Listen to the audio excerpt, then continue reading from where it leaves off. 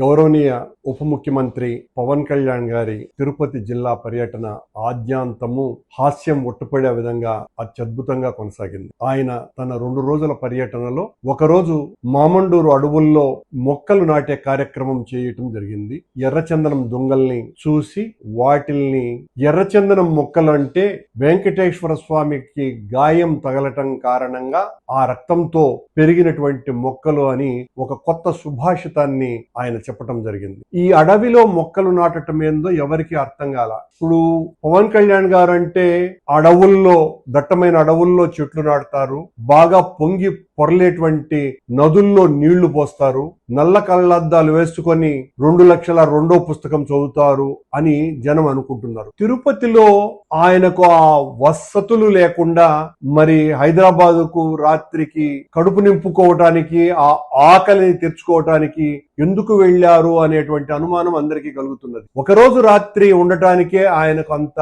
ఇబ్బందికరమైనటువంటి పరిస్థితి ఎందుకు వచ్చింది అన్నటువంటి విషయం ఎవరికి అర్థం కాల, లేదా ఆయన సమాధానం చెప్పి ఉండాల. మీ పర్యటన వల్ల తిరుపతి ప్రజలకు ఏ రకమైనటువంటి ప్రయోజనము జరగకపోగా, మీరు దిగిన పక్కనే వరదయ్యపాళెంలో ఒక చెరువు తెగిపోయి 100 పశువులు చనిపోతే, మీరు ఆ గోవులు చనిపోతే, మీరు హిందూ ధర్మ పరిరక్షణ కోసమని నడుం బిగించినటువంటి వ్యక్తిగా ఆ గోమాతలు చనిపోయినటువంటి దానికి పరామర్శకు కూడా ఆ ప్రజల దగ్గరికి మీరు వెళ్ళకపోయారు. కాషాయంబరదారి అంటే కాషాయము ధరించి, అంబరములో అంటే గగనములో తిరిగేటువంటి వ్యక్తిగా మిమ్మల్ని అనుకుంటున్నారు. ఇది చాలా అందరికీ కూడా బాధ కలిగిస్తోంది.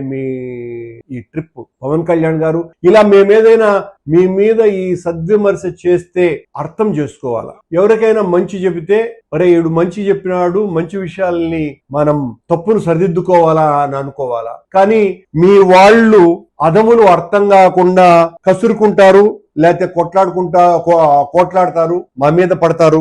మరి మీరు మీ జన సైనికులు ఎలా రెస్పాన్స్ అవుతారో మాకు తెలియదు. కానీ మీ పర్యటనలు భవిష్యత్తులోనైనా ప్రజలకు ఉపయోగపడే విధంగా, అర్థవంతంగా, ఇప్పటికే మీ మీద మీ కార్యకర్తల్లో కూడా చాలా అసహనం ఉంది. ఆ అసహనాన్ని పోగొట్టే విధంగా మీరు కూటమిని కాపాడటానికి ఎంత శ్రద్ధ చూపుతున్నారో మీ జన సైనికుల్ని కాపాడుకోవటానికి కూడా శ్రద్ధ చూపవలసిందిగా కోరుతున్నాను.